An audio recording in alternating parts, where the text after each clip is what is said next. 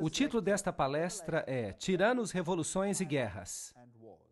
Parece um título horrível, mas é sobre isso que eu vou falar. E vi uma mulher sentada sobre uma besta escarlate, cheias de nomes de blasfêmia. Apocalipse 17:3. Aqui temos uma igreja que controla a besta escarlate. Apocalipse 13:4 fala, e eles adoraram o dragão, sem saber, é claro, que deu seu poder à besta, e adoraram a besta, que foi definida como aquele poder que governou durante 1260 anos.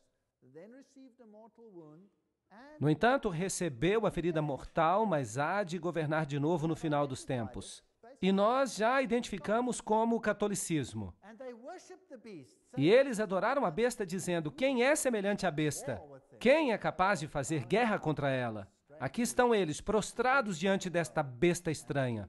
Os reis do mundo, os figurões deste planeta. Eles prestam culto a ela, eles a adoram através da sua obediência. Eles concedendo autoridade estatal para lidar com qualquer questão. Aqui está uma citação interessante do livro Papado, Puseísmo e Jesuitismo. Qual é o objetivo dos jesuítas? De acordo com eles, eles somente buscam a glória de Deus. Mas se você examinar os fatos, perceberá que eles buscam simplesmente o domínio mundial. Vejam que Roma perdeu o domínio universal durante a Reforma Protestante. Isso se tornou um grande problema. Um grande problema. E eles se tornaram indispensáveis para o Papa, que sem eles não poderia sequer existir, porque o catolicismo se identifica com eles. Eles se tornaram indispensáveis aos governadores, e são eles que decidem acerca das revoluções. E dessa forma, sob um nome ou outro, são eles que governam o mundo. Vejam que o papado se coroou governante de todo o mundo. O Papa se tornou o governante do mundo. Este é o Sacro Império Romano, que se espalhou por todo o planeta. Se nós olharmos os séculos de revolução, começando em 1750 até 1850, vamos ver a Revolução Americana em 1776, e podemos perguntar aos presidentes que viviam então quem era o responsável por essas revoluções. Então, a Revolução Francesa, em 1789, a Revolução Espanhola, em 1823, a Revolução Polonesa, em 1831, as revoluções alemã e italiana, em 1848, em 1917 tivemos a Revolução Russa. E a partir dessa época nós passamos a ter guerras, como a Guerra de 1914 a 1918. Essa guerra fez com que a Revolução Russa se tornasse possível. E a Segunda Guerra Mundial de 1939 a 1945. Houve muitos conflitos neste planeta. Quanto sangue foi derramado neste planeta como consequência dessas revoluções? Por quê? Porque um poder quis assumir controle absoluto. E a Bíblia fala que foi o diabo que lhe concedeu esse poder, de modo que todos se sujeitassem a esse poder, e a nenhum outro. Vamos dar uma olhada nessa breve cronologia aqui. 1717, esse é um período em que houve muitas conflagrações neste planeta. A grande loja maçônica da Inglaterra foi fundada. A Inglaterra era um espinho na carne porque ela era uma nação protestante. Então, os maçons se estabeleceram ali para se infiltrar na Inglaterra. Em 1721, a primeira loja maçônica foi fundada na França. Em 1731, Benjamin Franklin foi iniciado como maçom. Em 1738, a Igreja Católica Romana condena a maçonaria. Agora, isto foi uma jogada brilhante. É isso que se chama pensamento dialético. Você cria uma organização, você se volta contra ela, os seus membros internos pertencem à organização, mas as pessoas que estão de fora, elas percebem que você se distanciou da organização e por isso nada que ela faz é culpa sua. Percebe a inteligência nisso? Mas vejam que todas as lojas maçônicas continuaram no Vaticano e todos os cardeais continuaram seus membros. deveria ser um exército protestante, sob o controle da ordem jesuíta, e nós apresentamos uma palestra inteira sobre isso. Aquela palestra sobre quem está por trás das sociedades secretas, e ela está disponível. Em 1758, Sir Francis Dashwood funda o Clube do Fogo do Inferno, e Benjamin Franklin visita a Inglaterra para discutir o futuro das colônias americanas com Dashwood. Em 1768, a fundação do rito da observância estrita, ou seja, grau 33º, pelo barão von Hund, com base na tradição templária. Este é um ponto interessante. Então, Frederico da Prússia, ou Frederico o Grande, eu não sei por que eles o consideram grande, mas de todo jeito foi ele que fundou a Ordem dos Arquitetos da África. E é ele que usa o título Illuminati para descrever as suas lojas neomaçônicas. Então, esta é uma história breve, para que nós continuemos. 1770, Benjamin Franklin foi eleito grão-mestre da Loja das Nove Irmãs em Paris. Em 1771, a maçonaria do Grande Oriente foi fundada na França. Em 1776, a Ordem dos Perfectibilistas, ou Illuminati, foi fundada. É assim que eles se chamam, perfeitos. Então, a Revolução Americana começa. Então, por volta de 1776, tudo já estava preparado. Em 1778, Pedro I fundou o Círculo Secreto. Em 1785, o Congresso Grão-Maçônico supostamente planejou a Revolução Francesa. Os Illuminatis foram banidos na Bavária e se tornaram subversivos ali. Em 1789, houve a Revolução Francesa. Em 1784, houve a conspiração dos iluministas para derrubar os monarcas Habsburgs. Eles pertenciam ao Sacro Império Romano. Eles atacaram os monarcas porque a monarquia sempre se opôs ao governo jesuíta. Eles baniam os jesuítas, mas ninguém podia banir o poder da Igreja Católica Romana. Em 1816, John Adams escreveu ao presidente Jefferson: será que nós não deveríamos ter aqui um enxame regular dessas pessoas, disfarçados de forma tão perfeita como somente o rei dos ciganos conseguiria? Disfarçados de pintores, editores, escritores e diretores de escola? Se já houve um corpo de homens que merecesse a condenação eterna na terra e no inferno, é esta sociedade de Loyola. Eles não mediam palavras naquela época, uau! Bem, eles estão falando dos novos jesuítas e eu tenho uma citação para tudo do que eu falo. Muitos escritores nos advertiram dessa grande conspiração dos jesuítas, como, por exemplo, Samuel Morse, o inventor do Código Morse. Ele tentava mostrar que uma conspiração contra as liberdades da República estava agora em plena ação, sob a direção do intrépido príncipe Metternich da Áustria, que sabia que era impossível obliterar esse exemplo encrenqueiro de grande e livre nação pela força das armas.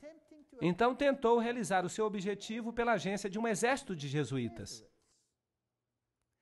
A quantidade de fatos e argumentos que vão provar a existência dessa conspiração vai deixar perplexo qualquer homem que abrir o livro com a mesma incredulidade que nós tivemos. Vejam então que essas eram as pessoas que os presidentes criam que estavam por trás de todas essas conspirações.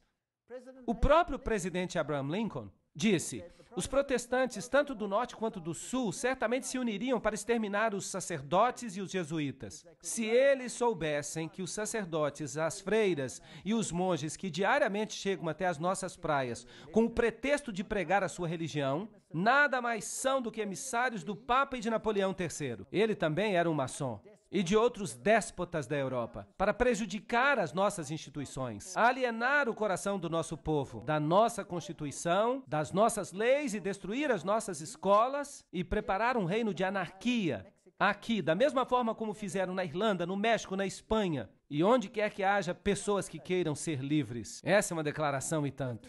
50 anos na Igreja de Roma, escrito pelo padre Charles Schinneke. Ele era católico e se tornou protestante. Ele diz que esta guerra não seria possível sem a sinistra influência dos jesuítas. E nós devemos ao Papa o fato de que nós agora vemos a nossa terra vermelha com o sangue dos nossos filhos mais nobres. Abraham Lincoln, 1865, 16º presidente dos Estados Unidos. Esta é uma carta particular de Lincoln, que foi queimada por seu filho Robert, mas foi recuperada por Charles Schinneke. Ele era o confidente pessoal do presidente. Numa carta com data de 22 de janeiro de 1870, Mazzini escreveu a Pike. Pike era um alto maçom. Ele escreveu um manual da maçonaria escocesa. Ele disse o seguinte: Devemos permitir que todas as federações continuem exatamente como estão. Tudo deve parecer como era no início, com seus sistemas, suas autoridades centrais e diversos modos de correspondência entre os altos graus do mesmo rito, organizadas como estão no presente. Mas nós devemos criar um super-rito, que deve permanecer desconhecido, ao qual nós chamaremos os maçons do grau mais alto. Nós vamos escolhê-los. Com respeito aos nossos irmãos na maçonaria, esses homens devem prometer o mais absoluto segredo. Através desse rito supremo, nós vamos governar toda a maçonaria. E ela vai se tornar um centro internacional. Será o centro mais poderoso porque o seu endereço será desconhecido. Então, Albert Pike escreveu uma carta para Mazzini, com data de 15 de agosto de 1871, na qual ele disse que deveria haver uma ordem mundial. Uma única ordem mundial em que todas as nações do mundo se submeteriam ao controle de uma única organização. E para conseguir isso, eles fizeram planos. E há inúmeras citações para isso, eu coloquei várias delas na tela, porque alguém pode dizer, eu não confio nesta daqui, ou naquela outra, ou nesta outra.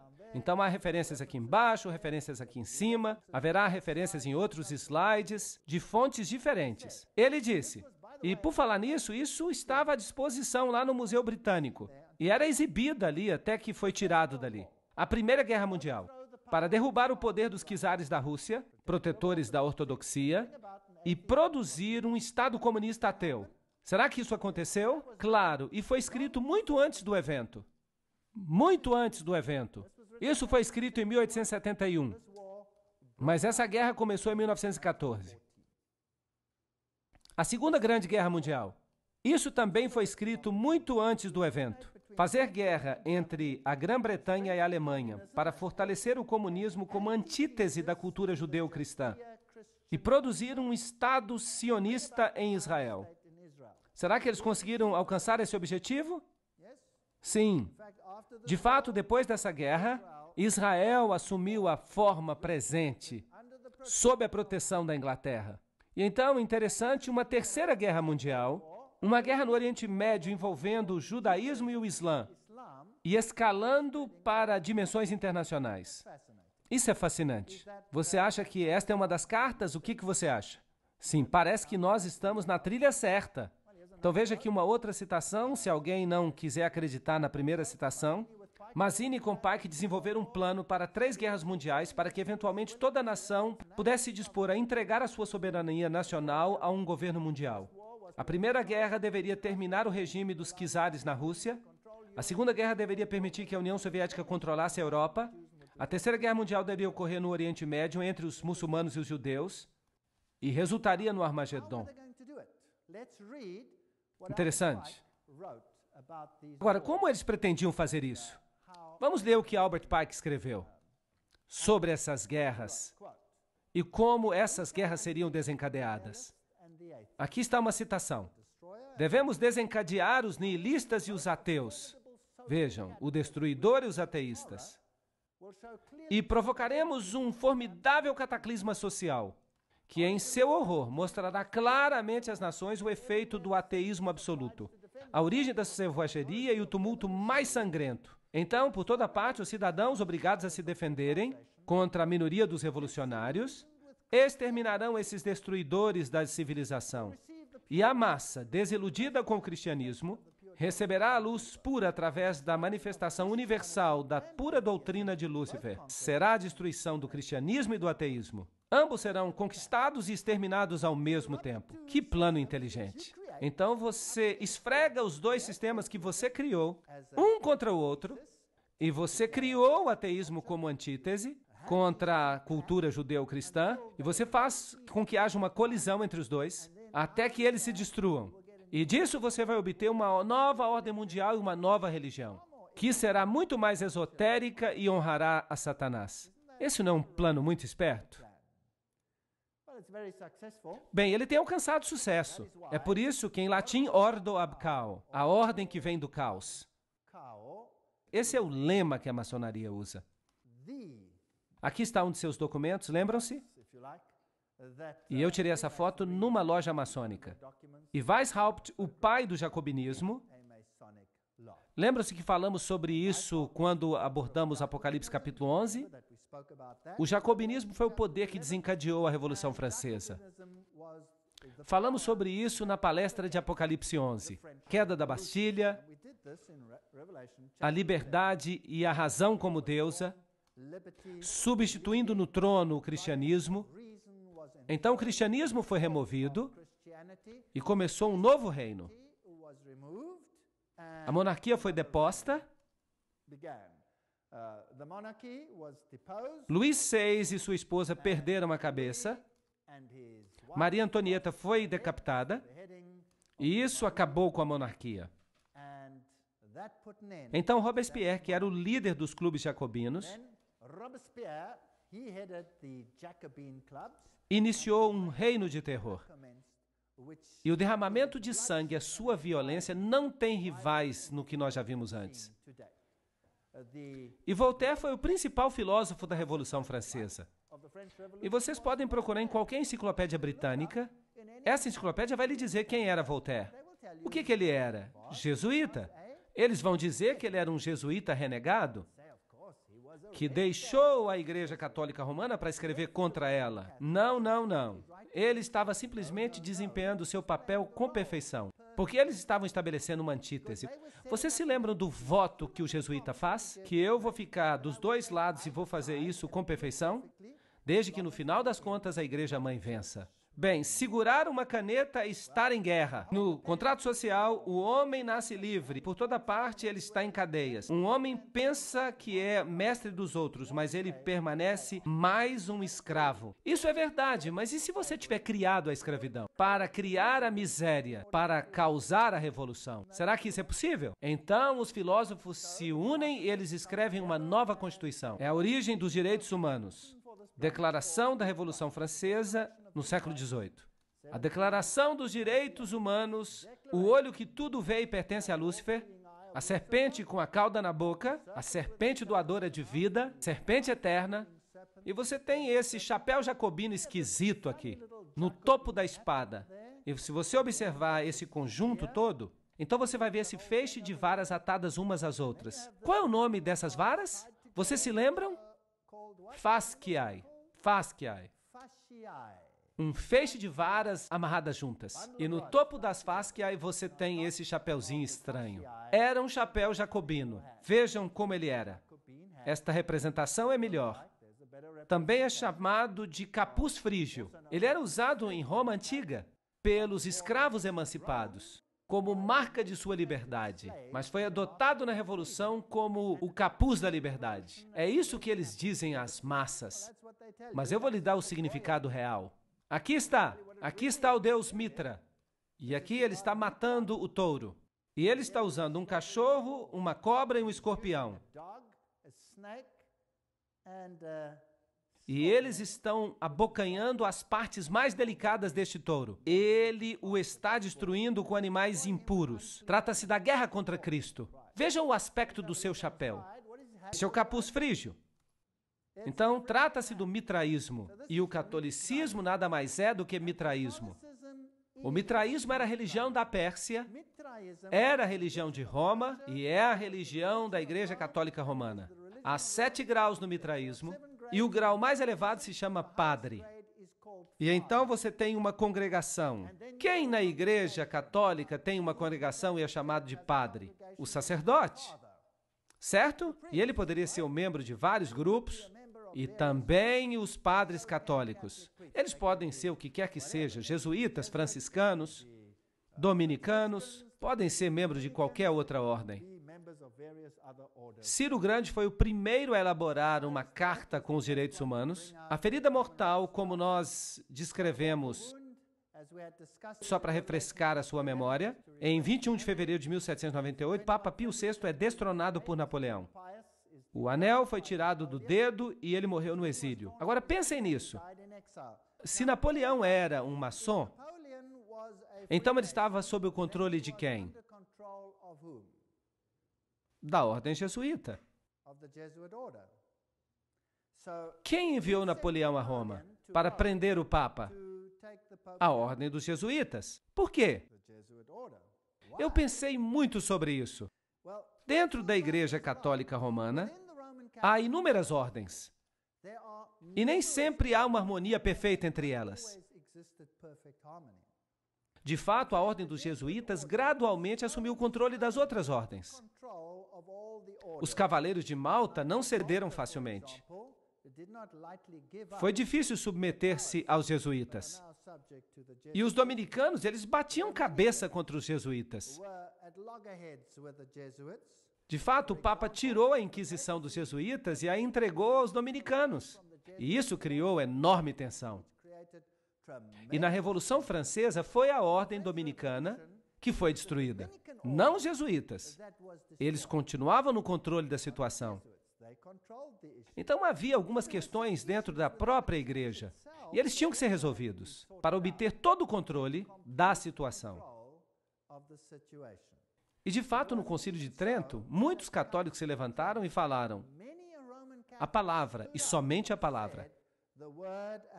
Não pensem que tudo que já aconteceu na Igreja Católica foi sempre contra a palavra. Não. E Martinho Lutero, ele também teve o seu impacto.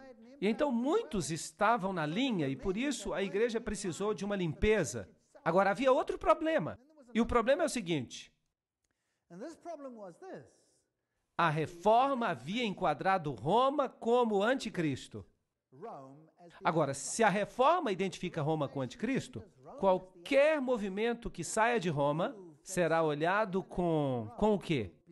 Com suspeita. Então, por que não aparentemente destruir o papado e fazê-lo ressuscitar livre de tudo aquilo que era contra ele? Ressuscitado como um poder final em completo controle dessas organizações. Está fazendo sentido para vocês? Isso seria um truque legal. E tudo aquilo que havia acontecido com aquele papado fraco ali seria desconsiderado, porque não poderia ser dele. Deve ter outra fonte?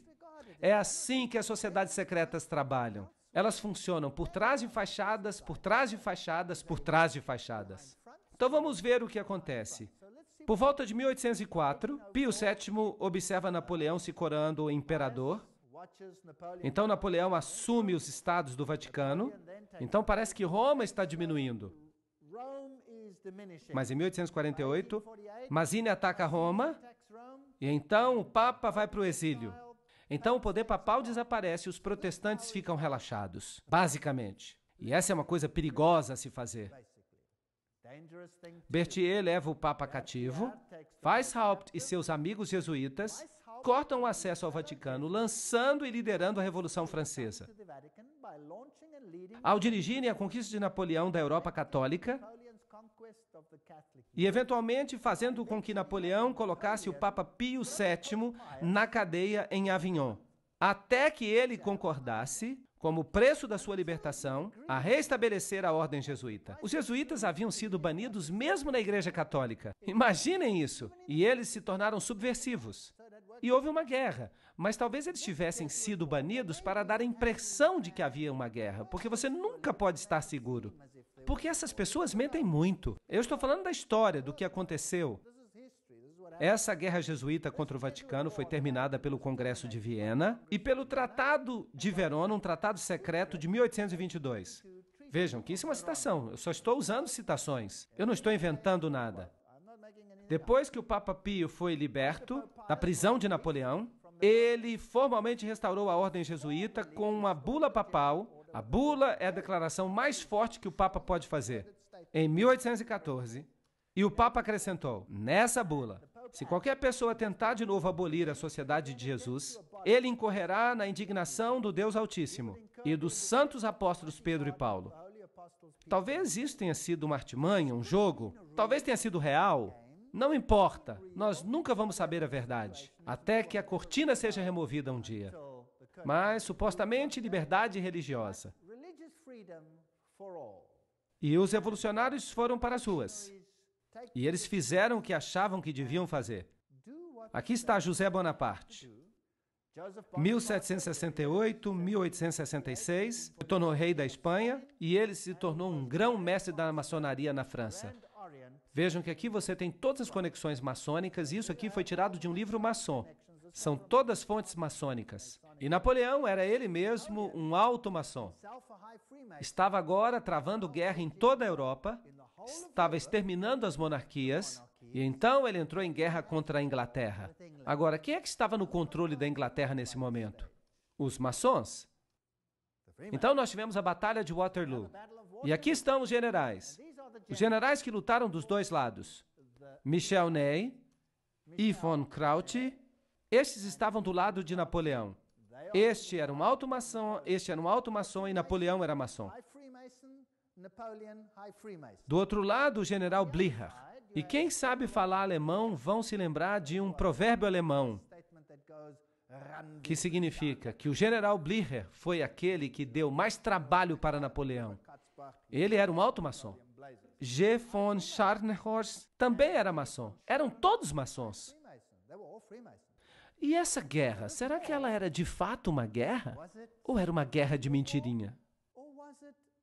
E quem foram aqueles que orquestraram a Primeira Guerra Mundial? Kaiser Guilherme I, o que ele está usando? Ele está usando o avental de maçom. Ele era um maçom, era isso que ele era. E aqui está o Kaiser Frederico o Grande. Vocês estão vendo que ele também está vestido como maçom? E você pode encontrar essas figuras nos livros de maçonaria. Eles se orgulham de que esses reis todos eram maçons. Então, todas essas guerras foram planejadas por maçons. E quem é que governava os maçons? Os jesuítas? Vamos agora dar uma olhada nos Estados Unidos. Aqui está o Capitólio, esse grande prédio. Aqui está a pedra fundamental do prédio, construído maçonicamente em 17 de setembro de 1932. Porque naquela época os Estados Unidos já eram governados por maçons. Claro que o povo comum não sabe disso, as instituições continuam as mesmas, mas estão sendo infiltradas. Se você observar a arquitetura, a águia, o simbolismo, o que você tem aqui é a adoração ao sol. Este é o mapa da cidade de Washington. Este é um simbolismo maçônico. Você tem aqui um bode de cabeça para baixo no mapa da cidade. Aqui você tem o compasso. E tudo funciona em blocos de 13. Por exemplo, o templo maçônico fica na rua 13. Todo o mapa da cidade de Washington é organizado de forma maçônica, dedicado a Lúcifer. Claro que os habitantes não sabem disso. A Casa Branca é construída com esta tremenda estela por perto, a altura da qual é 555 pés, não 666, porque este número pertence a uma hierarquia superior em Roma, mas temos 555. Não é interessante que Hollywood também usa o número 555? Vocês já notaram que quando eles estão mostrando um programa de televisão, o número telefônico disponível é sempre 555, blá, blá, blá, blá e outra coisa? O número é o número de Hollywood. O nome Hollywood significa a madeira que é usada para fazer o bastão de uma bruxa. É um número dedicado a Lúcifer, um número de bruxaria. Mas isso não nos interessa agora. Aqui está a estela. Quem construiu os alicerces da cidade? Foram os maçons, então vamos ver o significado disso. Aqui está a enciclopédia da maçonaria. Esta vai ser a nossa fonte agora. Os obeliscos foram originalmente construídos em honra ao Deus Sol. Essa conexão vem da adoração egípcia ao Falos. Bem, aqui é o membro masculino. E ele está na Casa Branca. Bem, nós não temos que continuar por muito tempo, porque ele é dedicado a Ísis, a Osíris. Bem, aqui está a estrutura. Agora, a estrutura militar é um pentágono, que é o centro mais alto do pentagrama, no qual 13 bruxas ficariam, de modo que elas consigam propagar uma maldição. Então, esta também é uma estrutura com tons de bruxaria. Bem, é apenas um edifício, mas tem algumas conotações. Bem, também a França, que tem uma nova filosofia, uma ordem para o novo mundo, e ela enviou aos Estados Unidos um presente, a Estátua da Liberdade. Então vamos perguntar à Unesco o que ela significa. A Unesco diz, os 7 raios de sol que emanam do halo de Mitra, aqui está o deus Mitra, simbolizam o seu triunfo sobre as forças das trevas. Agora, vocês precisam entender. Lúcifer diz que Miguel e seus anjos representam as forças das trevas e que Jeová é o diabo. Isso não é terrível? Lembram-se disso? E aqui está a Unesco nos dizendo que a cabeça da Estátua da Liberdade é adornada com 7 raios de mitra. Aqui está a tocha de Lúcifer. Porque não interessa se Lúcifer é homem ou mulher, porque Lúcifer é androgênico. Aqui está a pedra fundamental, neste lugar, em 5 de agosto de 1884. A pedra fundamental do pedestal da Estátua da Liberdade, clareando o mundo, isto é, iluminação, foi lançada com uma cerimônia por William Brodie, grão-mestre dos maçons. E aqui está o símbolo maçônico. Então, a Estátua da Liberdade é maçônica. E tudo vai parecer maçônico à medida que nós continuarmos. Texe Marrs escreve que, pairando sobre as águas brilhantes mas poluídas, ela segura em seu braço estendido e na sua mão uma tocha de fogo e luz. Um presente da ordem maçônica, os herdeiros modernos da herança Illuminati. A Estátua da Liberdade foi esculpida por Frédéric Bartholdi, membro da loja maçônica de Alsácia-Lorraine, em Paris, França. A estátua é significativa para as sociedades secretas que estão planejando a nova ordem mundial. E continua. Por volta de 1854, Pio proclamou a concepção imaculada da Virgem Maria. Maria sempre esteve no catolicismo romano. Mas agora Maria está sendo colocada no centro e está sendo legitimada como a Mãe de Deus e como uma entidade celestial. Em 1869, Pio reúne o primeiro concílio vaticano em Roma e em 1870 o dogma da infalibilidade papal é publicado. Agora temos um outro Deus na Terra. Esse é o triunfo do ultramontanismo. Os jesuítas passam a garantir que todo o poder se concentra nas mãos de um homem. O que acontece então? Em 1917, a Revolução Russa. E você tem então uma mensagem de Fátima. Há uma ligação com o Islã aqui. Na próxima palestra vamos falar exatamente disso. A Rússia se converterá. O Santo Padre consagrará a Rússia a mim. Então houve uma visão do inferno e então há uma visão de que o presente Papa sofrerá um ataque na tentativa de assassiná-lo. E aquilo aconteceu. Bem, não é difícil, você planejou tudo desde o início, dizer o que vai acontecer. Percebem? Não é muito difícil. Vamos então ver agora os paralelos entre a Revolução Francesa dos Jesuítas e a russa. Eles funcionam assim. As duas revoluções se basearam nos escritos comunistas dos maçons, Voltaire e Marx. Os jesuítas aperfeiçoaram o comunismo em seus sítios no Paraguai. Eles testaram no Paraguai se funcionaria ou não. Eles o aperfeiçoaram lá. As duas revoluções saquearam as igrejas estatais, as duas revoluções terminaram com a monarquia. Em ambos casos, as dinastias Bourbon e Romanov haviam expulso os jesuítas. Eles foram embora nos dois casos, e eles não queriam arriscar de novo. As duas revoluções produziram repúblicas apenas na forma, mas tinham monarquias absolutistas no poder. Eram controladas pelas pessoas que estavam no poder. As duas revoluções declararam o ateísmo como a religião do Estado. As duas revoluções realizaram um reino de terror com uma polícia secreta de inquisição. E, imaginem, foi mesmo um reino de terror. Milhões morreram. Stalin é pessoalmente responsável pela morte de milhões de pessoas. As duas revoluções resultaram em ditadores militares responsáveis pela eliminação dos que discordavam. O mesmo padrão, se funcionou uma vez, por que não usá-lo de novo? As lições aprendidas nessas repúblicas platônicas, lá no Paraguai, elas forneceram a base para o Manifesto Comunista de Marx, pela qual toda a nação da Terra seria diminuída a uma redução guarani, assim destruindo a classe média branca protestante, à medida que restaurasse o feudalismo comunal da Idade Escura de César e do Papa. Isso é uma citação. É uma declaração forte, mas ela resume tudo. Então, Karl Marx, em 1844, escreveu o Manifesto Comunista. Foi neste momento que ele o escreveu. E ele foi publicado em 1848. Em 1928, um concílio papal na Alemanha influenciou o Partido Católico de Centro, tornando-o de direita, e ajudou a promover Hitler ao poder. Agora, quem é Adolf Hitler? Em 1929, Pio dissolve o Partido Católico. Ele já tinha feito o seu trabalho e as pessoas já estavam prontas para votar. E no mesmo ano ele se coroa como soberano do mundo. Que arrogância! Agora o Papa se tornou o soberano do mundo. No mesmo ano, ele assina alguns documentos.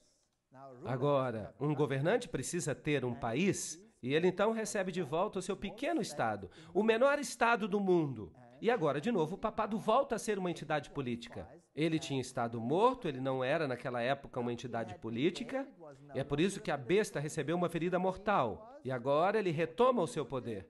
E agora, de novo, ele volta a ser uma besta. A sua ferida foi curada. Está certo? É por isso que o jornal São Francisco Chronicle, quase citando a Bíblia, diz: ao assinarem esse documento, a ferida foi curada. Agora estamos prontos para a guerra. 1934. Na Iugoslávia, uma organização chamada Ustashi é fundada e ela é uma organização terrível. Seus membros acabam assassinando o rei Alexandre da Iugoslávia.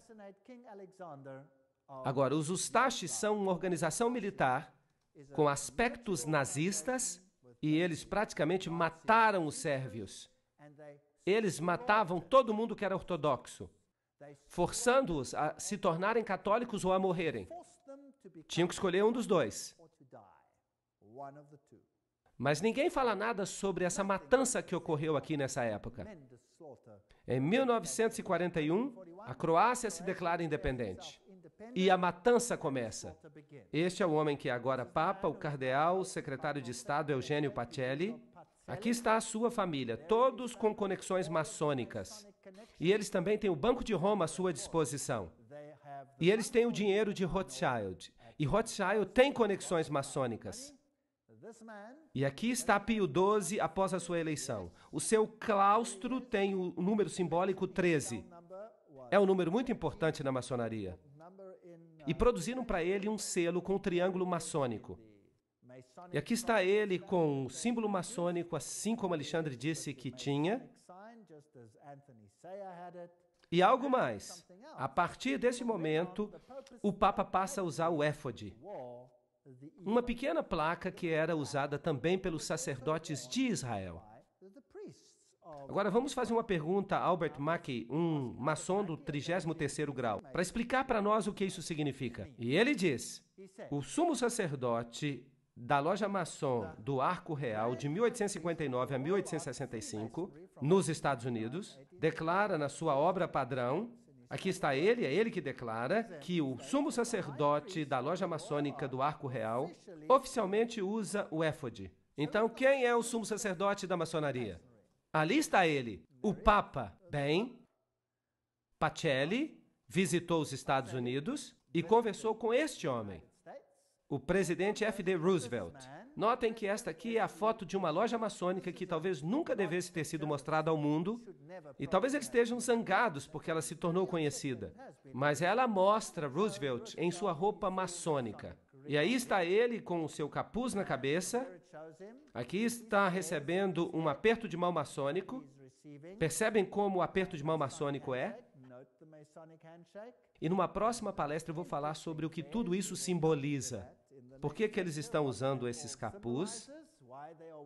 E ele nomeia Myron Taylor como emissário especial ao Vaticano. Vamos olhar agora uma lista dos líderes políticos da maçonaria nos Estados Unidos. Eu só vou fazer citação de fontes diferentes, de páginas da internet. Vocês podem verificar isso, só para mostrar quem está no controle atualmente. Nós vamos passar rapidamente por esses nomes, mostrando os graus nos quais se encontram. Bill Clinton, 33º grau. Newt Gingrich, 33º grau. Bob Dole, 33. Jack Kemp, 33. Storm Thurmond, 33. Colin Powell, 33. Jesse Helms, 33. Barry Goldwater, 33. Al Gore, maçom, talvez grau 33. Aqui está outro James Monroe, Andrew Johnson, James Garfield, McKinley, Roosevelt, é claro, William Taft, Franklin Roosevelt, Harding, Lyndon Johnson, Gerald Ford, Ronald Reagan, George Bush, todos eles, Yitzhak Rabin, Yasser Arafat, Príncipe Philip, Duque de Kent e muitos outros. Aqui está outra fonte. Saddam Hussein, isso é interessante. Vamos ter que falar dele, ele também era grau 33 na maçonaria. Tony Blair, grau 33. Gerhard Schröder, primeiro-ministro da Alemanha, grau 33. Benjamin Netanyahu, grau 33. Yasser Arafat, grau 33. Ronald Reagan, Gorbachev, Helmut Kohl, Shimon Peres. Helmut Kohl também faz parte do Comitê dos 300. François Mitterrand, grau 33. Ele era da Loja Maçônica Grande Oriente. Yitzhak Rabin, Willy Brandt. Todos esses aqui eram maçons. Aqui há mais. Joseph Stalin, ele era um dos Illuminati, que fazia parte da Loja do Grande Oriente. Leon Trotsky, também da Loja do Grande Oriente. Henry Kissinger, membro do Comitê dos 300. J. Edgar Hoover, grau 33. Cecil Rhodes, Aleister Crowley. Walt Disney era um maçom do grau 33. Olaf Palme, Al Gore, Tony Blair. Joseph Mengele, isso é interessante. Ele era o assassino em massa dos nazistas. Ele era um dos Illuminati. Robert McNamara. Estão todos aqui, até Billy Graham. Vamos continuar. John Glenn, Buzz Aldrin. Todo mundo que já fez uma viagem até o espaço precisa ser maçom. Dos graus mais elevados. Edgar Mitchell. Vamos continuar. Francis Bacon, Lord David Owen. Todos os grandes negociadores. Richard Holbrooke. Eu só estou passando por alguns. Alan Greenspan, Peter Wallenberg. A Rainha Elizabeth, que é a rainha dos Bilderbergers. O príncipe Felipe, a rainha Beatriz, ela pertence ao Comitê dos 300. O príncipe Bernardo da Holanda, também do Comitê dos 300. E nós podemos continuar lendo. Ted Kennedy, Rockefeller, o barão Guy de Rothschild. Hillary Clinton, que é uma dama da Sexta Ordem, ela é uma maçom muito elevada. Albert Pike, é claro, vocês também conhecem. Bertrand Russell, Otto de Habsburg, todos estes são maçons. Aqui está Edgar Hoover, o presidente Dwight D. Eisenhower. Aqui está ele honrando com uma grande cruz de grau 33, numa cerimônia especial da Casa Branca, e eles não têm vergonha de nada disso. Praticamente todos os presidentes dos Estados Unidos estão na galeria presidencial da loja. Eu mesmo tirei esta foto. Eu entrei na loja maçônica, eu entrei na sessão dos presidentes e eu tirei cada uma dessas fotos. E então saí. Eu não fiz isso. De qualquer forma, eles estão todos ali. São todos maçons. Se você olhar o dólar americano, coisas muito interessantes aconteceram na época de Roosevelt. Há este símbolo no dólar, há aquele outro símbolo no dólar. Nós não temos tempo para explicar tudo. Aqui está a frase, em Deus confiamos, o número 1. Se você observar este símbolo aqui, está escrito, assim começa a nova ordem dos séculos. Agora, se você intercalar o hexagrama, então você vai ter ASNOM, que é um anagrama da palavra maçom. Se você olhar do outro lado, você vai perceber alguns objetos e então se aponta para... E então está escrito ARLTO, abreviatura de Arlington. Há muitas coisas sobre as quais eu poderia falar, muitas coisas interessantes. Se você observar o número 1, se você observar essa pequena meia-lua, há uma estrutura aqui. Será que você consegue ver? É um microponto. Você tem que olhar com uma lupa e você vai perceber uma pequena coruja na lua. E ao redor nós temos uma teia de aranha. Há muito simbolismo aqui. Agora, se você observar as moedas antigas, vai perceber que as antigas divindades eram associadas à coruja. E quando nós fizemos uma visita àquele bosque na Boêmia, o que eles adoravam lá? A grande coruja da Boêmia. E vocês viram os presidentes dos Estados Unidos curvados diante da coruja da Boêmia. Foi muito assustador. Agora, observem este símbolo. Aqui está o olho que tudo vê, pertencente a Lúcifer. Ele ainda não está integrado à base do triângulo. Quando ele for integrado, Lúcifer terá o seu reino. Aqui está. Assim começa a nova ordem dos séculos. A nova ordem das épocas. E há 13 níveis aqui. Na base encontra-se a data da independência dos Estados Unidos, que é também a mesma data da fundação dos Illuminati. Você tem a teia de aranha, símbolo da nova era. Você tem aqui uma faixa, um laço, que pertence a Lúcifer. Você pode percebê-lo aqui, nesta Igreja Católica Romana. Aqui você tem Anubis, aqui você tem a Fênix, o símbolo de Júpiter, do deus Júpiter, a caveira com os ossos, e aqui está a fita. Estão vendo? Tem uma associação com Júpiter. Todos esses símbolos nos dizem uma mesma história interessante. Do outro lado, você tem este símbolo. Há 9 penas, há 13 flechas, há 13 folhas, há 13 pentagramas. Eles recebem a forma de um hexagrama. Você tem a águia, você tem uma declaração aqui, é pluribus unum, entre muitos um, ou seja, nós vamos unir todos os povos. Este é o simbolismo de uma nova ordem mundial. Está no dólar. O mundo todo será unido sob um governo central. E este governo será submetido ao controle de Lúcifer, não a Jesus Cristo. Agora, Jesus Cristo sabe disso, permite que isso aconteça e Ele está no controle. Ele nos diz de antemão que isso vai acontecer. E então, no final da história, será Jesus que vai governar este planeta.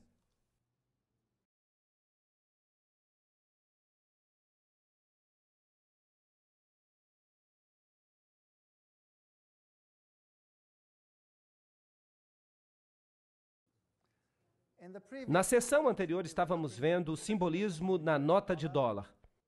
E vimos todos esses símbolos. Tudo é maçônico. E esses símbolos apareceram na nota do dólar depois da época de Roosevelt.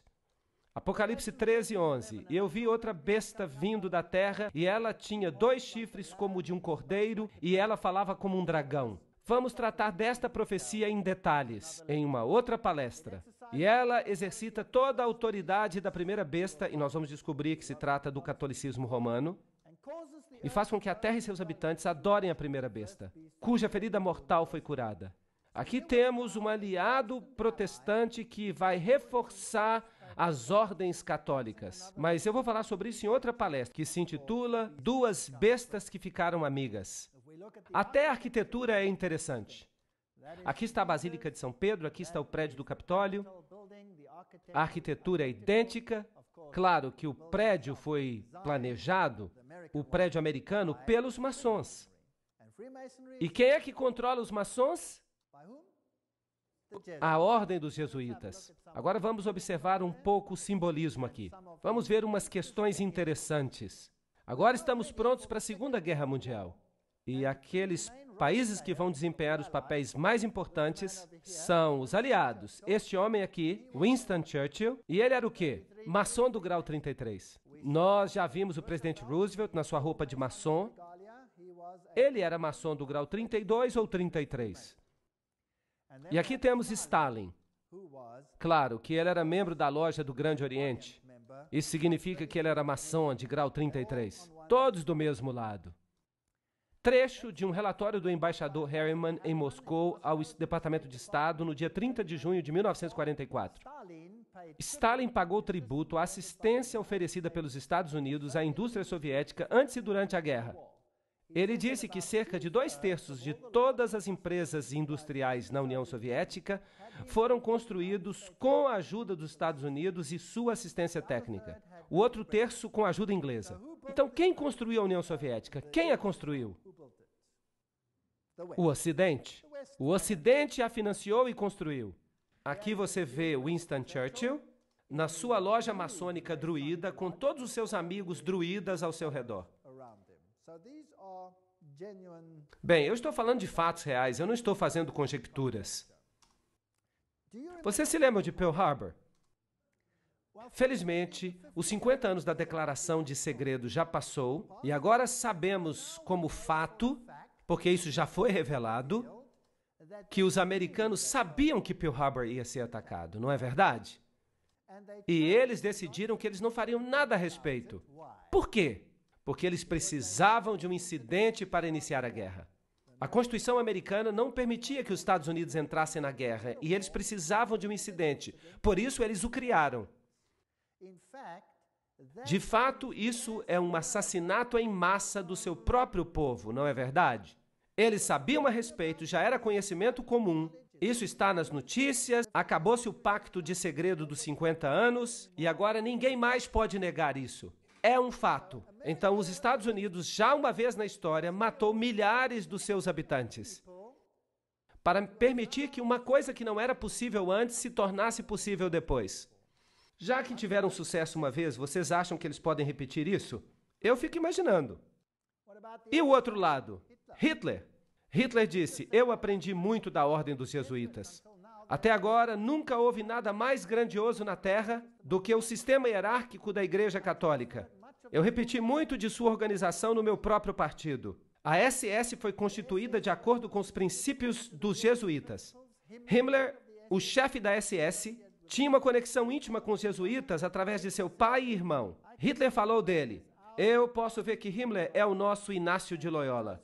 E Joseph Goebbels também era um jesuíta treinado. Então vemos os dois lados. Quem os controlava a ambos? Os mesmos partidos. Isso é chamado de tese e antítese. Goebbels, Himmler, esses homens eram jesuítas. Eles eram fascistas. Adolf Hitler, fascista, usando o simbolismo do Deus Sol. A cruz maltesa, os símbolos do Deus Sol. Aqui está ele com Hindenburg. Ele mesmo era maçom. Tudo isso foi planejado. Ele ganhou os jovens para que ficassem de seu lado. Uma das principais personagens católicas a ajudar Hitler a assumir o poder foi Franz von Papen. E Franz von Papen era, obviamente, o líder do Partido Católico. Foi ele que promoveu a Hitler. Então pode-se dizer que a Igreja Católica promoveu a Hitler. Essas duas fotos têm significado maçônico, mas vamos falar sobre isso mais tarde. Vejam que os símbolos que o Terceiro Reich escolheram eram símbolos maçons. Vejam que houve uma aliança feliz no início, mas depois ela deteriorou. Percebam aqui uma saudação do tipo maçônico. Hitler se reuniu com os líderes da igreja e vejam aqui os cardeais fazendo a saudação a Hitler. Percebam que a igreja se envolveu intimamente com o movimento nazista. Aqui estão vários cardeais saudando a Hitler. O Papa e o Führer. Vejam que até hoje há uma dificuldade muito grande para que o Papa Pio seja canonizado por causa das suas conexões com o movimento nazista. Aqui está o novo bispo do Reich, Ludwig Müller. Ele era protestante, estava saudando a Hitler. Ele está apertando a mão com Hitler. Vejam que o bispo protestante anterior já não mais existia, porque Hitler o havia executado. Então, este aqui era uma marionete. Vejam aqui, católicos e protestantes, um do lado do outro. Tentem entender a guerra. Vamos pensar sobre ela. Quem é o problema em termos da Igreja Católica? Em primeiro lugar, a Igreja Ortodoxa no Oriente havia sido um problema, mas a Primeira Guerra Mundial resolveu isso. O czar tinha sido removido e a Igreja Ortodoxa foi sujeitada, como serão todas as igrejas, para que tudo pareça certo, ao ateísmo comunista. Mas os líderes do comunismo eram todos católicos. De fato, eu já viajei a muitos desses países e os mais velhos me disseram daquelas pessoas: agora nós entendemos. Porque os líderes do regime comunista, porque todos eles frequentavam a Igreja Católica. Se eles eram ateus, por que eles eram católicos tão bons? Esse exército poderoso é então construído, a Alemanha é dividida. O norte da Alemanha, e particularmente o lado oriental da Alemanha, é todo protestante. São luteranos, e todos eles são céticos em relação ao papado. Mas o sul da Alemanha é todo católico. Nos países ortodoxos, como toda a União Soviética, você tem a igreja ortodoxa controlando a mente das pessoas. Agora, desde que o comunismo assumiu, isso foi reduzido, foi sujeitado. A igreja ortodoxa foi sujeitada ao Estado. Então vem uma guerra tremenda. E os símbolos levados aqui são os símbolos de Lúcifer. São também usados na teosofia. Você pode vê-los aqui. Aqui está a suástica. Aqui está a serpente que vê tudo.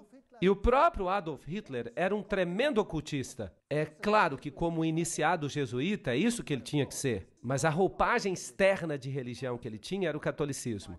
Você encontra a mesma suástica aos pés de Buda. E como eu já lhes disse antes, foi um sacerdote jesuíta, o padre Stempfel, não Hitler, que realmente escreveu Minha Luta. Então, um jesuíta escreveu o livro. A SS tem o mesmo símbolo da caveira e ossos. Notem aqui a caveira com os ossos cruzados. E aqui temos o lema: a minha honra é ser leal. O princípio da lealdade. A SS tinha sido organizada por Himmler de acordo com os princípios da ordem jesuíta e ela se transformou numa espécie de nova Inquisição. E qualquer pessoa que não obedecesse ao sistema era destruída. Nós lemos muito na literatura atualmente a respeito dos 6 milhões de judeus que foram mortos. Mas nós nada lemos sobre 2,5 milhões de pessoas brilhantes que viviam na Alemanha. Todos os professores, todos os intelectuais e os alemães mais educados foram mortos por Adolf Hitler. Vejam que um regime assim não pode tolerar as pessoas pensantes. Então eles diminuem a capacidade mental das pessoas. O que eles precisam ter são as massas e a elite, os catecúmenos e então do outro lado a superelite. Isso é irritante. Lembram-se daquele jornal jesuíta? Civiltà Católica? Esse é o órgão dos jesuítas. E ele diz francamente: o fascismo é o regime que corresponde mais intimamente aos conceitos da Igreja de Roma. E o fascismo é fascinante. Desculpem-me o trocadilho. O fascismo tem apenas um líder central. Vejam, o Papa, eventualmente, um líder central. Um líder central e controle absoluto sobre as pessoas. E ainda assim, as pessoas acreditam que são livres, porque essas pessoas obtêm tudo o que pedem. E vejam que, diferentemente do comunismo, as pessoas têm direito à propriedade, mas esse direito é um direito qualificado. E eu vou explicar isso numa próxima palestra. Aqui estão as fáscias. Lembram-se delas, um feixe de varas, sempre acompanhadas por um machado que simboliza o poder sobre a vida e a morte, carregadas pelos oficiais romanos como símbolo de autoridade. Sob a República, o cônsul ou pretor, quando ele começava uma expedição, ele fazia os seus votos no Monte Capitolino. É onde o Vaticano se encontra hoje. Isso é muito simbólico. Ele era aclamado imperator, em outras palavras, um líder, por suas tropas. Ele decorava suas fáscias com flores de louro e, na sua volta, ele depositava garlândias sobre o Monte Capitolino. Tudo leva a Roma. É uma história fascinante. Onde você encontra as fáscias, você deve saber que Roma está por trás delas. As fáscias podem ter esta forma, ou então o machado pode estar no meio, ou pode ser uma lança, como foi na Revolução Francesa. Tudo isso aqui é fáscia. Onde as fáscias podem ser encontradas? Em 1888, a campanha do futuro presidente Grover Cleveland, Benjamin Harrison o derrotou, mas Cleveland foi reeleito para um mandato não consecutivo em 1892. Aqui está a águia em pé sobre 2 fáscias. Conseguem ver? Fascismo oculto nos Estados Unidos. Vocês sabiam que os Estados Unidos deveriam estar tão longe do fascismo quanto o Ocidente é do Oriente? Bem. Não é fascinante que, se você olhar o Capitol e você for bem alto lá no edifício, você vai perceber, aqui temos fáscia. Então, eventualmente, os Estados Unidos vão se tornar um país fascista. Ninguém creria nisso. Há 50 anos, há 500 anos, há 10 anos, talvez até mesmo há 5 anos. Mas hoje, o que vocês acham? Será que nós estamos vendo hoje um controle absoluto sobre os indivíduos, assim como acontecia na época da SS? Será que uma nova lei vai aparecer para proteger as pessoas em relação ao Estado? Sim ou não? Vocês já ouviram falar da lei dos patriotas? Muitas leis interessantes vão aparecer. Que tipo de governo é esse? Interessante? Aí está. Vocês sabiam que a fáscia por trás do pódio da Assembleia Legislativa em Washington, D.C.? Nós temos uma espécie de machado de ouro. Sim, o machado das fáscias. Parece que eles sempre souberam isso. Só estão esperando uma oportunidade. Aqui temos moedas romanas antigas com as fáscias. Aqui estão as fáscias atrás de uma moeda de 10 centavos. Nos Estados Unidos, com a chama ali. Fáscias também no dólar americano. Aqui temos a insígnia da Guarda Nacional. Ela tem fáscias. Há fáscias na Estátua da Liberdade. Vamos ler o que Anthony Sutton... Lembram-se desse homem? Ele escreveu sobre caveiras e ossos e ele foi educado nas universidades de Londres. Ele era um pesquisador da instituição Hoover. Era um homem importante. Vamos ver o que ele tem a dizer. Como a ordem cria guerra e revolução. Nós falamos sobre caveira e ossos. Eles são os Illuminati e eles são os jesuítas. Eles trabalham por trás dos bastidores. A história operacional da ordem só pode ser compreendida dentro do panorama do processo dialético hegeliano. Hegel foi o homem importante que disse que sempre precisamos criar dois opostos, a tese e a antítese. Ele disse, esfregue um no outro, não importa quantas pessoas morram nesse processo. Então você vai conseguir o que você realmente queria. Desse axioma se segue que o conflito controlado pode criar uma história predeterminada. Por exemplo, quando a Comissão Trilateral discute a administração de conflito, nós já lemos esta citação antes, então vamos pulá-la. A síntese, ou seja, a aproximação, buscada pelo estabelecimento, é chamada de nova ordem mundial. Sem administração de conflito, essa nova ordem mundial nunca vai existir. As ações individuais e aleatórias na sociedade jamais levariam a essa síntese, porque elas são artificiais, portanto, elas precisam ser criadas. Você escuta sobre uma guerra aqui, outra guerra acolá, você escuta falando de revoluções. As revoluções precisam ser financiadas, mas ninguém fala sobre quem financia as revoluções. Quem é que financia as revoluções? Quem as administra? Então você tem os nazistas contra a União Soviética, você tem a Coreia do Norte, o Vietnã do Norte, um monte de gente contra os Estados Unidos, e esses conflitos, eles produziram lucros e empurraram o mundo cada vez mais perto para um único governo mundial. E não é lógico que seja isso que Satanás queira. Ele quer um governo único mundial. Na filosofia de Hegel, o conflito da direita política e a esquerda política, ou tese e antítese nas expressões de Hegel, é essencial para avançar o movimento da história e produzir a própria mudança histórica. Vocês já notaram que todas as nações do mundo têm um partido de direita e um partido de esquerda? Já ouviram falar disso?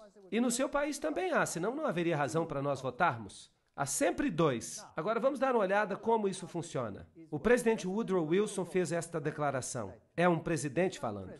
Alguns dos homens mais importantes dos Estados Unidos, nas áreas do comércio e da manufatura, eles sabem que há um poder tão organizado, tão sutil, tão completo, tão onipresente que seria melhor eles não falarem sobre ele em voz alta, quando eles tentam condená-lo. Ahá!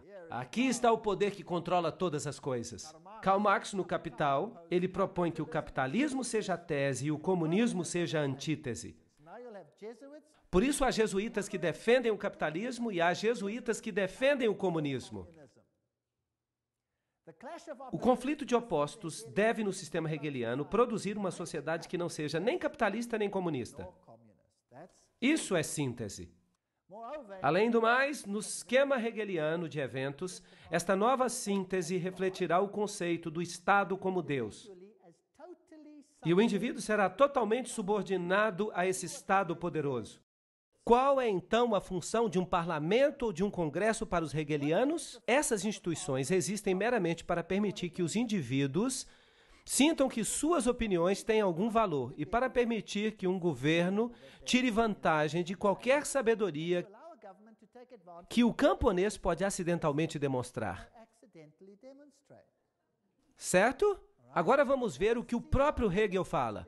Vocês vão ouvir agora o grande filósofo Hegel, a quem todos os políticos se inclinam. Ele diz, em virtude dessa participação, a liberdade e o orgulho subjetivos, com sua opinião geral, os indivíduos podem se demonstrar palpavelmente eficazes e desfrutar da satisfação de sentir que eles valem alguma coisa.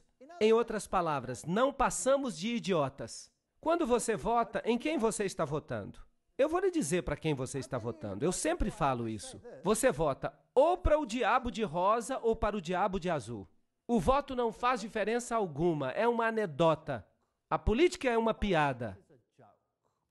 A guerra, o conflito organizado das nações para os hegelianos, é apenas o resultado visível do conflito entre ideias. Na opinião de John Dewey, o mais querido hegeliano do sistema educacional moderno, diz: a guerra é o mais eficiente pregador da vaidade de todos os interesses meramente finitos. Ela coloca um fim àquele egoísmo peculiar ao indivíduo, pelo qual ele alega que a sua vida e a sua propriedade pertencem a ele ou à sua família.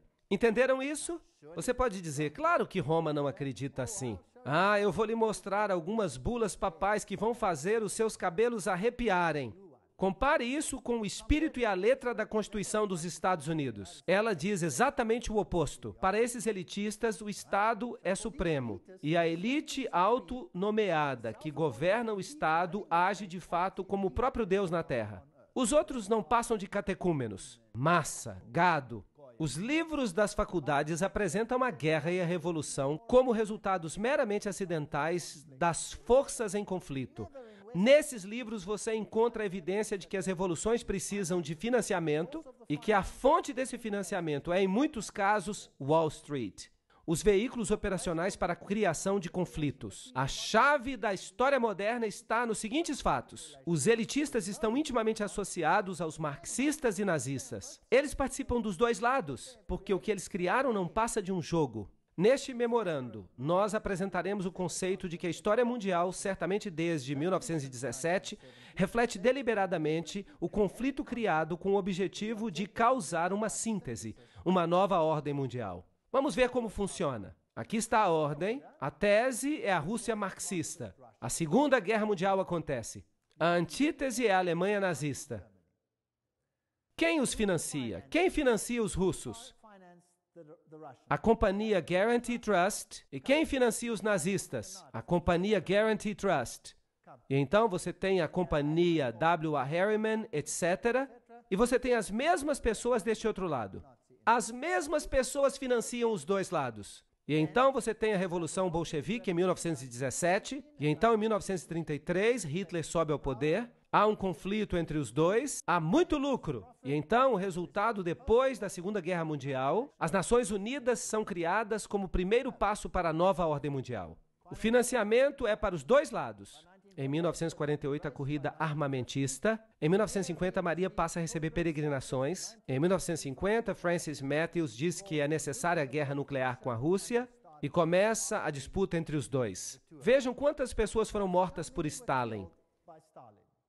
Entre as 1.766.188 vítimas até o início de 1922, cifras obtidas dos documentos soviéticos, cerca de 5.000 eram sacerdotes, professores, freiras, etc., da Igreja grega.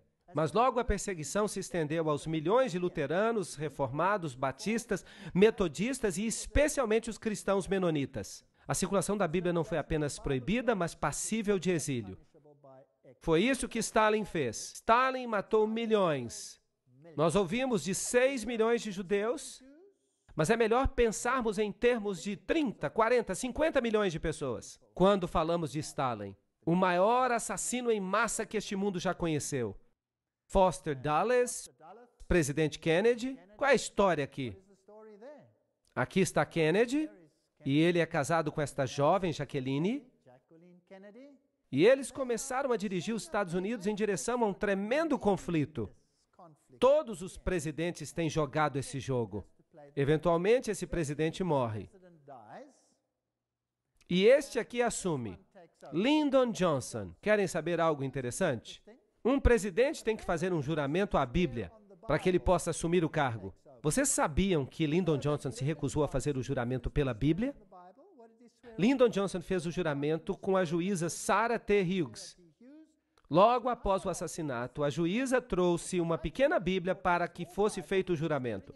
Mas esta foi substituída por um missal romano, um livro de missas, que estava no avião.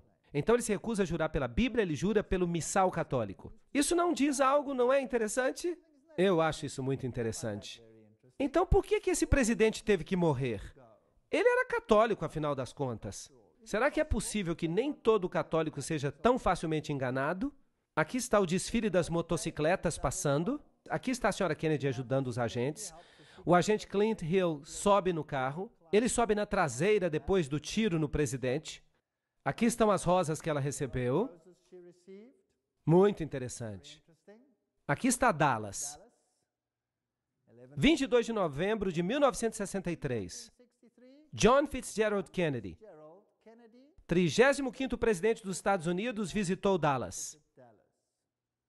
Isso é interessante. Vejam o número 11 ali em cima. Aqui está o edifício.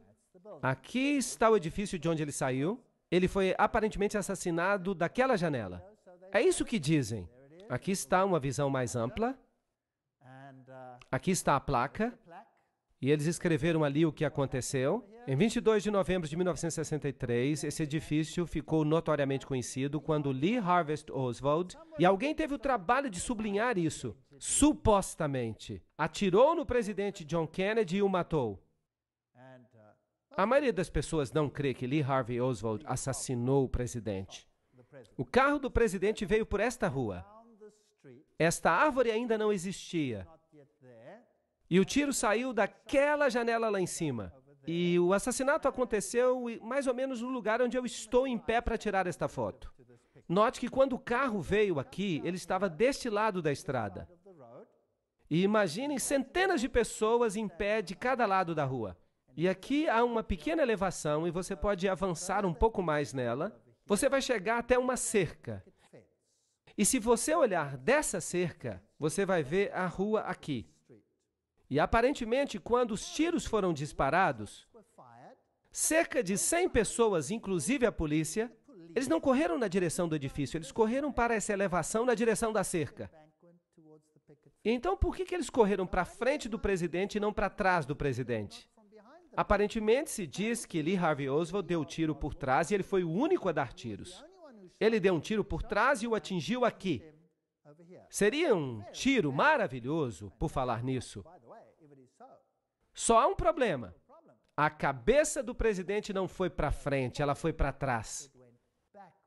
E ele então o atingiu na garganta. E havia uma pequena entrada na frente e uma saída enorme por trás. E eu pergunto, o tiro chegou pela frente ou por trás? Pela frente? Não apenas isso. Houve tiros também de outros lugares. E eles se intercalaram de modo que todos eles atingiram o presidente. Há evidências que até mesmo o motorista, que era canhoto, se virou e deu um tiro no presidente com um revólver também. Ele foi acertado inúmeras vezes. Das testemunhas que correram na direção da cerca, cerca de 100 deles, quase todos eles, exceto por uma ou duas mulheres que foram ridicularizadas, foram também assassinados. Isso não é estranho? Você não acha que seria estranho todas as testemunhas morrerem? É estranho. Este foi um dos maiores encobertamentos a existir. Aqui está a cerca. E quando você olha para cá, era assim que era. Alguém por trás da cerca poderia atirar. Esta seria a visão de trás da cerca. Eu tirei esta foto. E o carro estaria aqui. E ele teria atingido o presidente desta distância bem curta. E ele o teria atingido pela frente. E é interessante que a cabeça do presidente se moveu para trás e para o seu lado esquerdo. Uau! Assim. Isso significa que ele deve ter recebido o tiro do lado da frente? Certo? Isso não é lógico? Muito bem. Será que sou eu que estou dizendo isso ou isso é conhecimento público? Isto é conhecimento público. Mas, no entanto, é negado pelo governo. Ele só tem um bode expiatório, Lee Harvey Oswald. Aí está o lugar onde Kennedy morreu, bem na direção daquela cerca. Vamos olhar então como morreu J.F. Kennedy. Vamos ver como a televisão mostrou essa questão. E você então vai ter a sua própria opinião. Vamos ligar o som. Dallas, Texas, 22 de novembro de 1963. Presidente John F. Kennedy assassinado. 37 anos depois, o povo americano ainda não sabe a verdade. Vamos voltar àquele dia de Dallas. O dia foi 22 de novembro, o horário logo antes do almoço. O primeiro disparo foi ouvido quando as motocicletas se aproximavam da praça. Aqui as motocicletas violaram as regras do próprio serviço secreto. Quando o carro virou, ele diminuiu a velocidade de 60 para 15 km por hora. Foi aí que os disparos foram ouvidos. Por 6 segundos, os ocupantes do carro de Kennedy foram atingidos por balas. Kennedy colocou a mão na garganta. Então sua cabeça explodiu. Por causa da grande força, ela se moveu para trás e para a esquerda. Só aí o carro do presidente acelerou. Lyndon Johnson, o novo presidente, criou uma comissão federal para investigar o caso. A comissão Warren nos deu a versão oficial. Lee Harvey Oswald tinha agido sozinho. Mas se todos os tiros vieram de trás, por que então a cabeça do presidente se moveu para trás? E por que tantas pessoas, inclusive a polícia, não correram em direção ao armazém de livros onde Lee Oswald estava, mas na direção da cerca? Se a comissão de Warren estava certa, por que tantas testemunhas disseram ter visto algo completamente diferente? Do relatório oficial, cerca de 177 pessoas morreram simplesmente porque sabiam demais. No momento em que Kennedy foi morto, criou-se um grande encobertamento. As testemunhas foram ameaçadas e muitas foram mortas. Jean Hill, entrevistada logo após. Um tiro foi ouvido e ele pôs a mão no peito. Então houve um intervalo.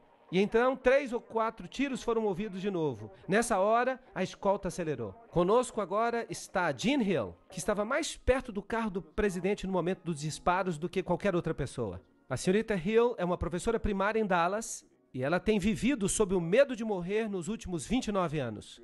Eu entendo que 2 homens que se diziam agentes do serviço secreto entrevistaram você logo depois do assassinato. O que eles perguntaram?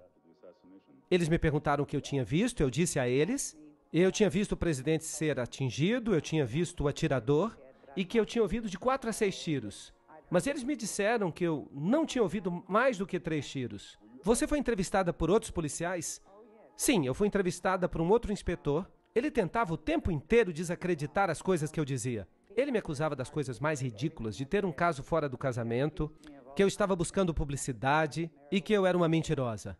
Nós encontramos os fatos reais e certamente ninguém, nos 25 anos que se passaram, refutou as nossas conclusões básicas. Foi o inspetor que inventou a teoria da assim chamada bala mágica.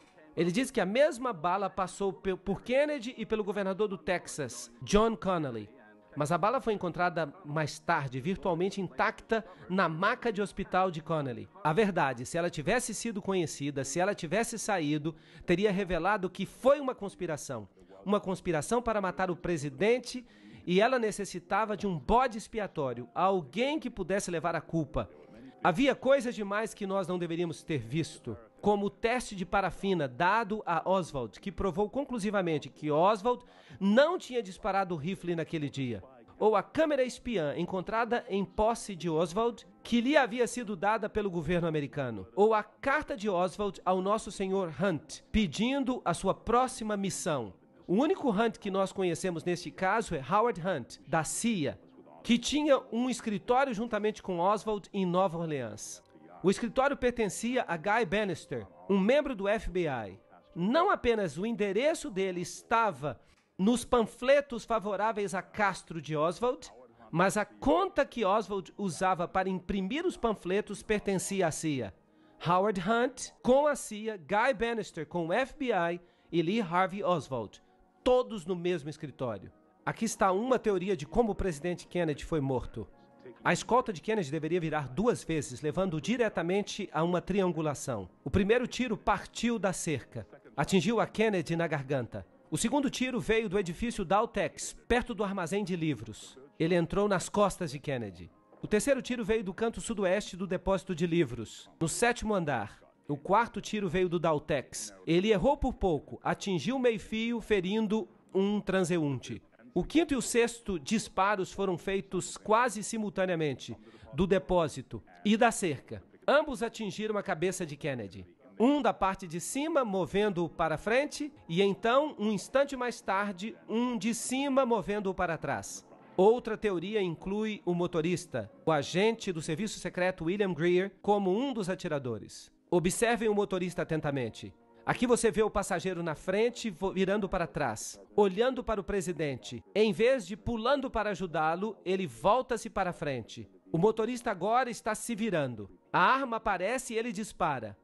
Você o verá repetidamente nessas sequências. Kennedy já foi atingido na garganta. Ele está caindo para a esquerda. O motorista agora começa a virar. O seu braço esquerdo passa por cima do ombro direito. E ele dispara agora. De novo você vê o motorista virar. De novo a arma aparece. Ele está se virando de novo. A arma aparece, ele dispara. Você pode ver claramente ele se virando. A arma aparece sobre o seu ombro direito. Uma das primeiras atividades de William Greer, o motorista, depois que a limusine presidencial chegou ao Hospital Parkland, foi conseguir um balde e uma esponja com água. E ele começou a lavar o sangue e pedaços de cérebro que estavam na limusine do presidente. Há uma nova teoria sobre o assassinato de John F. Kennedy. Um cientista do governo diz que as fitas da polícia dão nova evidência de um segundo atirador. Se puder ser provado que o barulho na fita é um disparo e que ele de fato veio daquela colina cheia de grama, então teríamos evidência de que havia um segundo atirador, além de Harvey Lee Oswald. Mas até agora, poucos concordam com as conclusões a que chegou Thomas. Eu gostaria de saber por que demorou tanto para que esta informação e a verdade fosse exposta. Em primeiro lugar, ela não foi exposta ainda, e eu não acho que ela jamais o seja. Os segredos do governo têm uma finalidade, e uma finalidade apenas. Não é impedir que os inimigos saibam o que está acontecendo, mas é impedir que o povo americano saiba o que está acontecendo. E toda evidência que existe, ou pode ter existido, que implicaria o governo no assassinato de Kennedy, pode-se ter certeza que essa evidência foi agora destruída. Então, mesmo que mostremos tudo agora, as chances de resolver o assassinato de Kennedy e atribuir a culpa a um partido suspeito é quase impossível. Por que alguém mataria um presidente dos Estados Unidos tão popular? Kennedy estava alterando o status quo. Ele sabia que ele não podia mais confiar na CIA. Ele estava transferindo as operações secretas diretamente para os chefes de Estado. Logo depois disso, ele despediu Alan Dulles, que tinha sido diretor da CIA desde 1953. Kennedy continuava a fazer inimigos, embora evitasse confrontações. Ele até ordenou que as tropas americanas saíssem do Vietnã. Bem, vocês perceberam o motorista se virando, se vocês conseguiram. É difícil de ver. Você viu a cabeça virando para cima. Você deve ter visto tudo isso. O livro Assassinos do Vaticano diz que depois do fracasso da invasão da Baía dos Porcos, o presidente Kennedy mudou. Por causa da traição do Conselho de Jesuítas com respeito às relações estrangeiras na pessoa de McGeorge Bundy, ele procurou quebrar a CIA em milhares de pedaços. Agora, a CIA é o serviço secreto. Para que quebrar isso? Então ele exigiu a volta da moeda americana até o padrão de ouro. Isso era um grande problema. Isso pararia o tesouro americano. E uma outra coisa que ele disse, eu vou separar a igreja do Estado. Eu acho que isso foi um grande engano. Um engano aos olhos dos jesuítas. Lembrem-se que Loyola disse, finalmente vamos ganhar uma engenhosa ascendência sobre princesas, nobres e os magistrados de todos os lugares, para que eles estejam dispostos a nosso comando de sacrificarem até mesmo suas relações mais íntimas, seus amigos mais próximos, quando dissermos que é para o nosso interesse e vantagem. Isso é fascinante. Nós sabemos que Jacqueline Kennedy cresceu num convento jesuíta. Mas vamos deixar assim. Um dos principais escritores dos discursos de Nixon durante 3 anos inteiros foi o padre jesuíta, reverendo John McLaughlin. Ele escrevia os discursos de Nixon por um salário de $32 mil por ano. Era muito dinheiro naquela época. E aqui está o próximo presidente, Gerald Ford. Era um maçom de grau 33. Eu tirei esta foto eu mesmo numa loja maçônica. E ele assina dizendo que é um maçom de grau 33. Essa gente não é quem ela diz que é. Quando nós olhamos para ele, e nós olhamos esses apertos de mão e a aliança santa entre o papado e os Estados Unidos da América, e por falar nisso, esta foto é muito importante. E Reagan nomeou este homem para ser um representante no Vaticano. Em 1987, o Papa João Paulo II visita os Estados Unidos e o presidente Reagan se encontra com ele e diz, quando falardes, ouviremos. Não há nenhuma separação entre igreja e Estado aqui, pois de todo o nosso coração nós desejamos tornar esta terra melhor ainda. E o Papa respondeu, Eu venho como amigo, amigo da América e de todos os americanos. Católicos, ortodoxos, judeus, todos os homens de boa fé. Isso é interessante. Vejam aqui os dois juntos. De novo, esta é uma foto maçônica, mas não vamos falar em detalhes. Esta também é outra foto maçônica, mas não vamos entrar nos detalhes. Como é que eles planejavam as viagens deles? Vamos perguntar a eles. Aqui está Ronald Reagan, planejando a sua visita ao presidente da Rússia. Gorbachev propôs uma reunião em Reykjavik, na Islândia. Washington concordou. Os astrólogos escolheram a data e o tempo da partida e às 9h45 de 9 de outubro, Reagan viajou para Reykjavik. Uau, ele está agora agindo como Nabucodonosor. Vamos chamar os astrólogos para que eles nos digam quando esta reunião deve ocorrer. Vocês sabem? O 11 é uma data muito importante. Os presidentes morrem nela, os edifícios caem nela. O meu Papa é João Paulo II. Confirmo para vós, como Papa do meu segredo, o Papa sobre quem eu falo às crianças durante as aparições, o Papa do meu amor e da minha tristeza. É isso que Maria aparentemente disse às crianças, lá em Fátima. Este é o Papa do meu segredo. Significa que Maria havia predito que haveria uma tentativa de assassiná-lo. E os canais modernos, através do Padre Golbi, dizem que este é o Papa da promessa. Bem, Malachi Martin, no livro As Chaves deste Sangue, obra aprovada pelo Vaticano, escreve claramente a nova agenda, a agenda do céu, o grande plano de Deus para a nova ordem mundial já começou. E o Papa João Paulo entrará agora na arena, no final do jogo do milênio, como muito mais do que um mero gigante geopolítico da sua época. Ele era e continua sendo o confiante e sereno servo do grande plano. Eles estão usando linguagem maçônica. Ele vai ser o poderoso chefão, o líder. Todo esse derramamento de sangue, todas essas guerras, na Alemanha o que aconteceu? O que a guerra fez à Alemanha? A Segunda Guerra Mundial. O norte da Alemanha ficou devastado. Foi uma bola de fogo. E isso era ilegal em todas as convenções. Eles jogaram bombas de fogo no norte da Alemanha. Hamburgo foi destruída por uma bomba de fogo.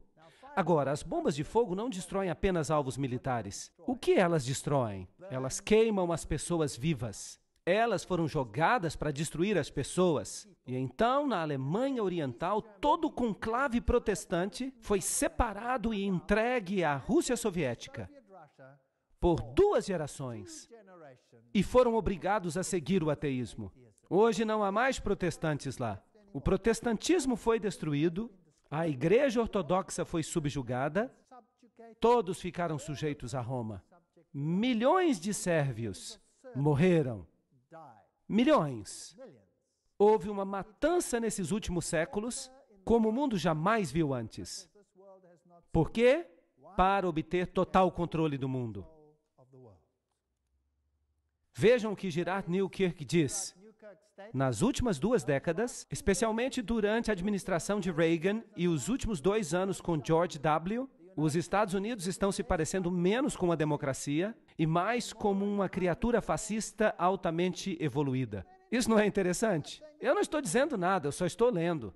Esvaziados das idiosincrasias e dos defeitos de seus progenitores, os que praticavam isso. Esta forma de fascismo tem uma máquina de propaganda que é indubitavelmente a mais eficiente que o mundo já viu. Nós estamos num período de tempo interessante. E aqui nós vemos o George com o Papa, e aqui vemos o primeiro-ministro da Inglaterra com o Papa. Todos esses milhares de pontos de luz, eles são maçons do grau 33. Eles são membros das caveiras e ossos. São Illuminati. É um maçom de grau 33. Com o Papa.